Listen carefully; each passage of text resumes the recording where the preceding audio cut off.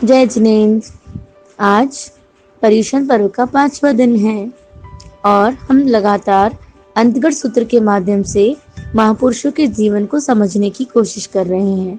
अब तक हमने सुना अंतगढ़ सूत्र के तीसरे वर्ग में गत्सुकुमाल मुनि का वर्णन, कैसे गत्सुकुमाल मुनि अपनी माता को प्रसन्न करके दीक्षा लेते हैं और दीक्षा लेने के बाद एक ही रात्रि में, यानी बहुत लंबा चौड़ा संयम का पालन नहीं किया, बस एक रात्रि में उन्होंने जिस उद्देश्य के लिए दीक्षा ली, यानी मोक्ष के लिए जो दीक्षा ली, उन्होंने उस मोक्ष को प्राप्त कर लिया। थे वो अरिष्टनेमी भगवान के शिष्य। धन्य है ऐसे तीर्थंकर को जिन्हें गत्सुकुमाल जैसे शिष्य मिले, और धन्य है गत्सुकुमाल मुनि जिन्हें कृष्ण वसुदेव जैसे भाई, देवकी माता जैसी मैया और भगवान अरिष्टनेमी जैसे तीर्थंकर गुरु रूप में मिले। तो फिर उनका काम कैसे रुक सकता है। लेकिन तकलीफ ये थी कि कृष्ण वासुदेव जो 3 खंड के अधिपति थे, उनके भाई गत्सुकुमाल की मृत्यु इस तरह से होगी। मतलब उनके वसुदेव रहते हुए ऐसी भी घटना उनकी द्वारिका नगरी में घट सकती है। इसका मतलब कहीं ना कहीं उनका पुण्य अब कमजोर पड़ रहा है। गत्सुकुमाल की मृत्यु के बाद कृष्ण बड़े उदास उदास रहने लगे हैं।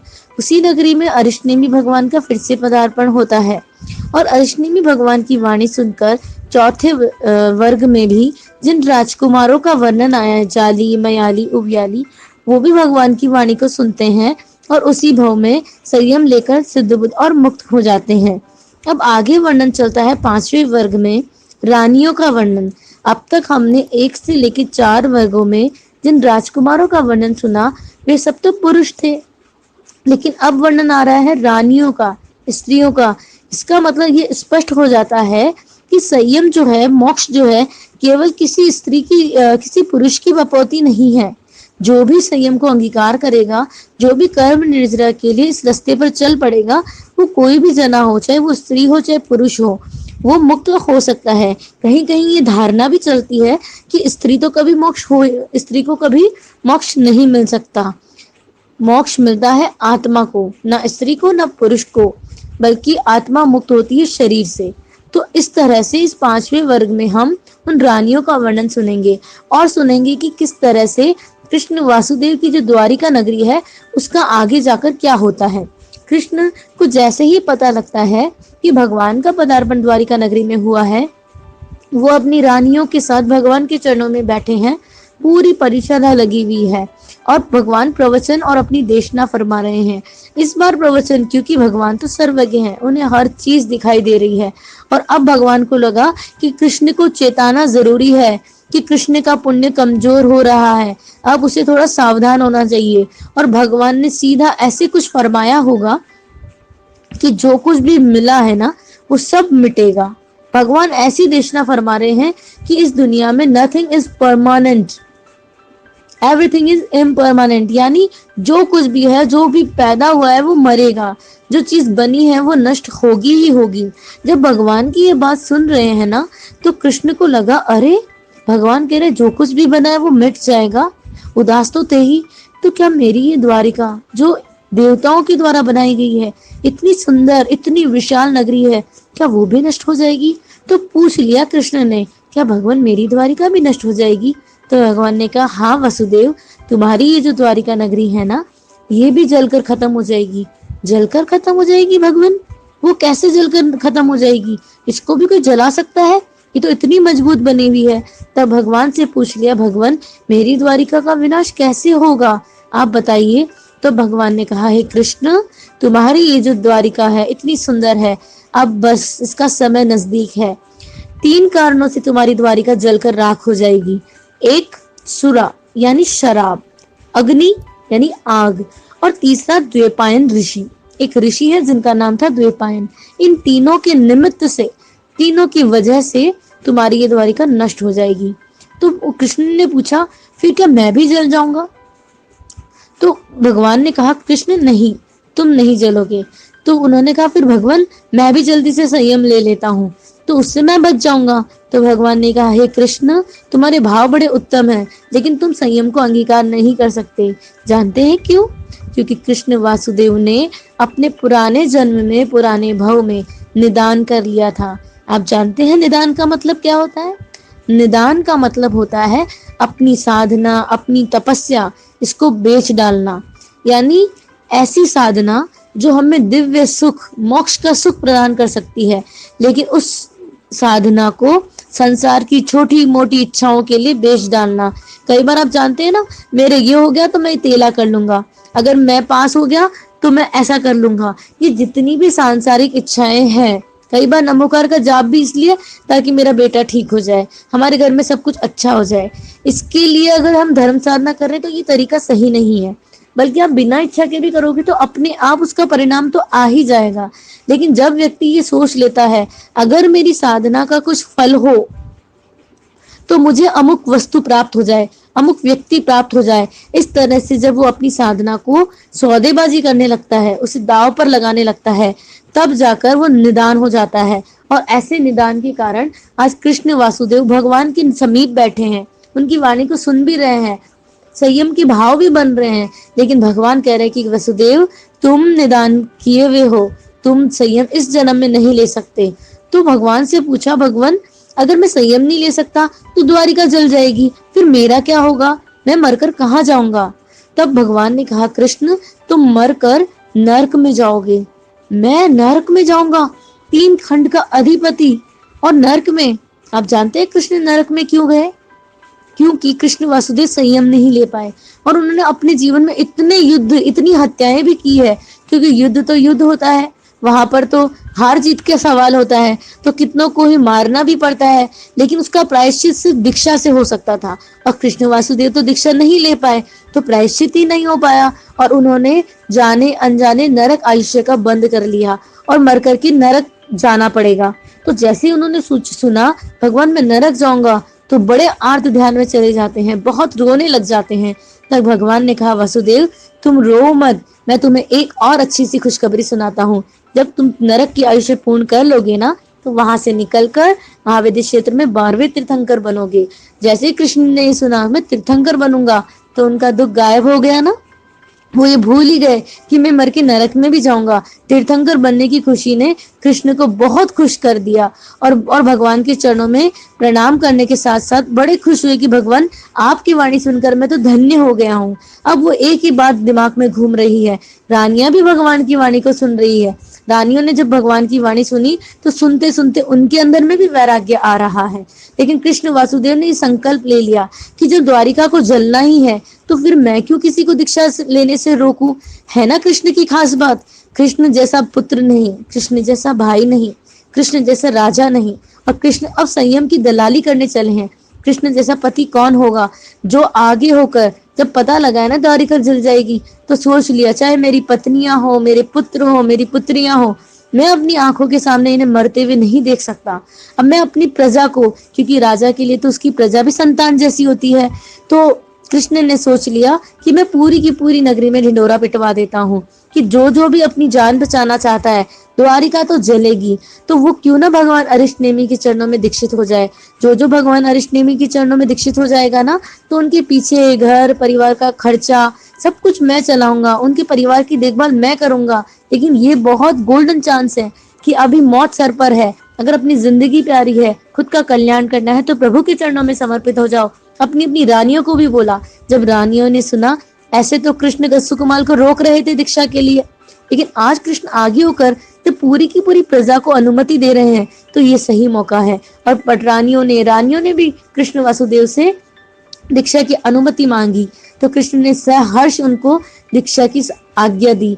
और कहते हैं कृष्ण वासुदेव स्वयं अपनी पद्मावती रानी को भगवान के चरणों में समर्पित कर देते हैं और वो उन्हें वहीं पर दीक्षा दिलवा देते हैं। भगवान को कहते हैं ये मुझे बहुत प्रिय है, इष्ट है, मुझे बहुत पसंद है, मैं इससे बहुत प्रेम करता हूँ। लेकिन भगवान मुझे पता है कि मैं इसका पहले ही पति हूँ, लेकिन मैं इसकी रक्षा नहीं कर सकता क्योंकि आपकी वाणी झूठ नहीं हो सकती, द्वारिका तो जलेगी ही जलेगी। तो मेरा जो अंदर का प्रेम है इसके प्रति वो ये है कि मैं इनका त्याग कर दूं, इन्हें सहर्ष आपके चरणों में समर्पित कर दूं, जहां ये हमेशा के लिए सुरक्षित हो जाएंगी। सच्चा पति वही होता है जो अपने परिवार को, अपनी पत्नी को, अपने बच्चों को धर्म के रास्ते पर लेकर जाए। और सच्ची पत्नी भी वही है, वही सच्ची धर्म सहायिका है जो अपने पूरे के पूरे परिवार को एक धर्म का कवच देती है, भगवान की वाणी में समर्पित कर देती है। वो सच्चा रिश्ता हो ही नहीं सकता जो संसार की तरफ बढ़ाए। विजय सेठ, विजय रानी का उदाहरण भी हम सुनते हैं। तो धन्य है ऐसे पति पत्नी जो एक दूसरे को धर्म की प्रेरणा देते हैं, न कि अंतराय देते हैं। भूल कर भी कभी किसी को धर्म में अंतराय मत देना। तो इस तरह से हमने सुना कि कैसे कृष्ण वासुदेव ने अपनी रानियों को भगवान के चरणों में समर्पित कर दिया। अब उसके बाद कृष्ण ने देखा कि द्वारिका तो जलेगी, लेकिन भगवान ने ये नहीं बताया कि द्वारिका कब जलकर नाश हो जाएगी। इससे तो अच्छा है जब तक इसको पोस्टपोन किया जा सके उसको पोस्टपोन कर देना चाहिए। तब कृष्ण वासुदेव ने जितनी भी शराब थी, क्योंकि भगवान ने पहला कारण तो शराब बताया, तो उन्होंने क्या किया, जितनी भी द्वारिका नगरी में शराब थी वो जंगलों में फिकवा दी। द्वैपायन ऋषि भी सोच रहे हैं कि मैं अगर द्वारिका के जलने का कारण बनता हूँ तो मुझे ऐसी द्वारिका में नहीं रहना। और भगवान ने कहा कृष्ण वासुदेव की मृत्यु जरा कुमार के बाण से होगी, जो उन्हीं के परिवार का सदस्य है। उसने भी सोचा कि मैं भी यहाँ से चला जाता हूँ। इस तरह से थोड़े समय के लिए द्वारिका का विनाश बच गया। शराब जब फिकवा दी गई तो किसी दिन ऐसा हुआ कि जो यादव थे ना, कृष्ण के भाई, वो तो शराब के बड़े नशे में रहते थे, लेकिन अब शराब छूट गई, लेकिन अंदर से शराब का एडिक्शन हो गया। कितनी खराब होती है शराब। घर, परिवार, राज्य, किसी की चिंता नहीं, बल्कि व्यक्ति को अपने शरीर की, अपनी मृत्यु का भी डर नहीं है। और शराब के कारण वो ये भी भूल जाते हैं कि मेरे बाल बच्चे हैं, केवल शराब की बात नहीं है। और जितने भी तरह के कुव्यसन हैं, इनकी वजह से आज पूरा का पूरा देश बर्बाद हो रहा है। पहले के जमाने में केवल इस शराब को हटाने की वजह से द्वारिका बहुत लंबे टाइम तक बच गई थी।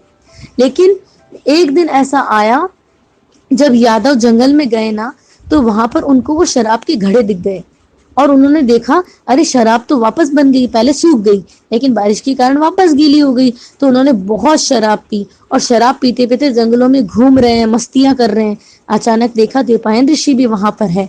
तो द्वैपायन ऋषि को देखकर ही यादव कुमार एकदम गुस्से में आ जाते हैं और सोचते हैं, अच्छा ये है ना वो मुनि जो हमारी द्वारिका का विनाश करेगा। मुनि ने कहा, नहीं नहीं, मैंने तो द्वारिका छोड़ दी है, मैं द्वारिका का नाश नहीं करूंगा, मैं इसी डर के कारण तो यहाँ रह रहा हूँ, तुम चिंता मत करो। लेकिन यादव तो नशे में थे, उस मुनि को इतना सताया, इतना मारा, उनकी सब साधना भंग कर दी। इसलिए कहते हैं कभी किसी साधु की साधना को भंग नहीं करना, कभी किन्हीं संतों के ऊपर किसी भी तरह का आलोचना नहीं करना। तो वो जब द्वैपायन ऋषि को इतना गुस्सा आया, क्योंकि आखिर भगवान तो नहीं बने, जब बहुत ज्यादा कोई सताएगा तो क्रोध आ सकता है। इसका मतलब ये नहीं है कि हमें भी कोई ज्यादा परेशान करे तो हम भी क्रोध करने लग जाएं। ये तो एक भगवान ने जो देखा है अपने ज्ञान से, वो बात हम सुन रहे हैं। अगर द्वैपायन ऋषि और थोड़ी सी साधना में मजबूत होते ना, तो कभी वो भी निदान नहीं करते। लेकिन क्या हुआ, थोड़ा सा साधना से आखिर हिल ही गए और उन्होंने कसम खा ली कि अगर मेरी साधना का कुछ बल हो, यानी निदान कर लिया, तो मैं इस द्वारिका नगरी को जलाकर राख कर दूंगा। और जैसे यादवों ने ये सुना तो कृष्ण वासुदेव को ये सारी बात बताई, माफी मांगी। लेकिन यादवों को तो माफ करने वाले नहीं थे। कृष्ण ने जाकर माफी मांगी, बलदेव ने माफी मांगी, लेकिन द्वैपायन ऋषि ने उनको तो माफ कर दिया, लेकिन कहा मेरी जुबान है, मैंने संकल्प ले लिया है, मेरा वचन खाली नहीं जाएगा। इस तरह से द्वैपायन ऋषि ने संकल्प लिया। अब वो बड़े परेशान होते हैं कृष्ण। फिर सोचा कि क्या उपाय है। तब भगवान ने बताया, जब तक आयम्बिल की तपस्या द्वारिका में चलेगी, द्वारिका का कोई नाश नहीं कर सकता। कृष्ण को बड़ा अच्छा लगा, जहाँ समस्या है वहां समाधान भी है। तो कृष्ण वासुदेव ने पूरी नगरी में घोषणा करवा दी, अब केवल राजा ही नहीं, प्रजा का भी कर्तव्य है कि हम अपनी नगरी को बचा लें। और कहते हैं सब जगह घोषणा करवा दी और हर दिन आयम्बिल होता। वो जो ऋषि थे ना द्वैपायन, वो मरकर अग्नि कुमार देव बने और वो रोज आते कि द्वारिका को जला दो। लेकिन द्वारिका के चारों तरफ एक परकोटा, एक रक्षा कवच था। जानते हो किससे बना? आयम्बिल के तप से। ये है आयम्बिल का चमत्कार। एक जना भी अगर आयम्बिल करता है तो द्वारिका नगरी का कोई बाल भी बांका नहीं कर सकता। और एक दिन ऐसा आया जब उत्सव का दिन था, यानी कोई फेस्टिवल, कोई त्योहार था, तो सब लोगों को लगा कि किसी न किसी ने तो आयम्बिल कर ही दिया होगा। तो इस चक्कर में एक दूसरे के भरोसे में वो सब के सब आयम्बिल करना भूल गए। और आयम्बिल करना जैसे ही भूले ना, तो क्या हुआ, आयम्बिल करना जैसे ही भूले, देवपायन ऋषि का जोर चल गया और उसने द्वारिका नगरी को जलाना शुरू कर दिया। और जैसे ही ये द्वारिका नगरी जलनी शुरू हुई, सब लोग समझ गए, अरे किसने आयम्बिल किया, हम तो आयम्बिल भूल ही गए। आयम्बिल, सब एक दूसरे का मुंह देख रहे हैं और समझ गए कि हम एक दूसरे के भरोसे में हमने अपनी पूरी की पूरी नगरी को जला डालने का कारण बन गए हैं। तो इसका मतलब एक जना जब सोचता है ना मैं अकेला करूंगा तो उससे क्या हो जाएगा, कोई सोचता है कि मेरे अकेले करने से कोई फर्क नहीं पड़ता, फर्क पड़ता है। एक एक करके ही तो सब कुछ होता है, बूंद बूंद करके घड़ा भरता है। एक एक आयम्बिल ने इतने सालों तक द्वारिका की रक्षा की, लेकिन जैसे एक ने चूक करी, अगर इतने सारों में से एक भी याद रख लेता ना, अपने व्रत पे पक्का रहता, तो द्वारिका का विनाश शायद कितने ही समय तक टल सकता था। लेकिन होने को कौन टाल सकता है, और कृष्ण के देखते देखते द्वारिका का नाश हो जाता है। लेकिन जब जब भी लोगों ने कोशिश की, सब भाग रहे हैं, तो देवपायन ऋषि ने ये जरूर कहा, अगर किसी को दीक्षा लेनी हो ना तो उसको मैं बचा सकता हूँ, बाकी मैं किसी को भी नहीं छोड़ने वाला हूँ। और बहुत कम लोग थे, होता है ना मौत सर पे घूम रही है, कोरोना का वातावरण चल रहा है, महामारी के नाम पे इतनी दहशत है, हर समय व्यक्ति को लगता है हम घर से निकल तो रहे, पता नहीं घर पे वापस पहुंचेंगे या नहीं पहुंचेंगे। लेकिन दीक्षाओं की संख्या क्या बढ़ गई क्या?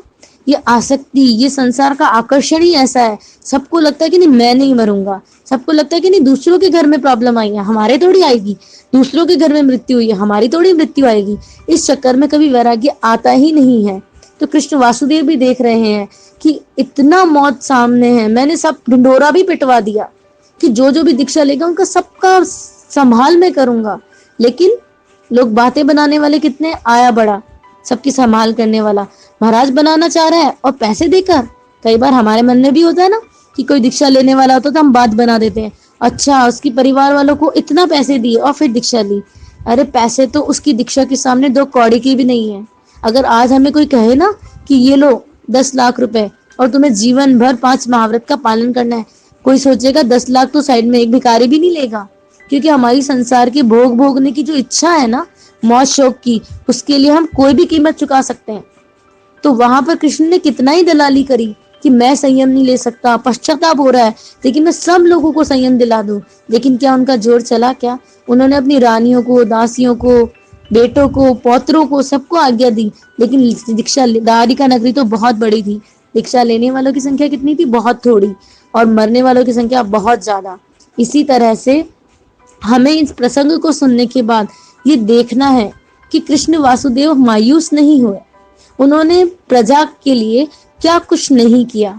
जिस पद पर कृष्ण वासुदेव थे ना, उन्होंने अपनी तरफ से धर्म का पद भी पूरा निभाया, और जितनी भगवान की वाणी की, संयम की, दीक्षा की अनुमोदना कर सकते थे, खूब बढ़ चढ़कर उन्होंने धर्म की प्रभावना की। अपने पति होने का भी धर्म बहुत अच्छे से निभाया, और इस तरह से उन्होंने अपनी तरफ से पूरी कोशिश की कि मैं द्वारिका का विनाश रोक दूं, और द्वारिका का विनाश लेकिन उनके सामने होकर ही रहा। और जब कृष्ण वासुदेव जंगलों में थे, द्वारिका तो जल चुकी है, अचानक जरा कुमार के बाण से जब वो थके हुए थे ना, तो जरा कुमार ने सोचा कि कृष्ण के पैर में जो पद्मनाभ रेखा है वो हिरण की आंख की तरह चमक रही है। तो उस जरा कुमार ने अनजाने में ही हिरण समझकर कृष्ण के ऊपर तीर चला दिया। और कहते हैं कृष्ण आयुष्य पूर्ण होने के कारण, ये तो एक निमित्त बना है जरा कुमार, बाकी कृष्ण का आयुष्य तो उसी समय पूरा होना था।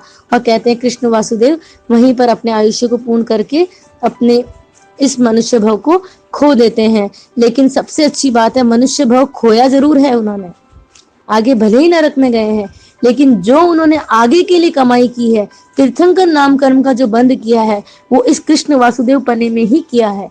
क्योंकि उन्होंने बहुत धर्म का प्रभावना की है, बहुत लोगों को सहायता की है। एक सच्चा राजा होता ही वह है जो सभी तरह से धर्मी होता है, जिन शासन प्रेमी होता है। तो आइए अंतकर सूत्र के माध्यम से हम अपने जीवन में क्या क्या बदलाव ला सकते हैं। क्या हम भी कभी कृष्ण जैसे भाई, कृष्ण जैसे पुत्र, कृष्ण जैसे राजा, क्या कृष्ण जैसा व्यक्तित्व हमारा भी बन सकता है? तो कृष्ण के जीवन से हमें एक एक बात को चुनना है। और इस तरह से हमने सुना अंतकर सूत्र का ये 5वां वर्ग, जिसमें गौरी, गांधारी, सत्यभामा, जामवती, इन सब रानियों का वर्णन है। और ये भगवान की वाणी को सुनकर उसी भाव में संयम अंगीकार करती हैं, संसार रसा लेखना करके खूब अध्ययन किया, खूब तपस्या की, और अंत में वो भी शुद्ध बुद्ध और मुक्त हो जाती है। जय जिनेन्द्र।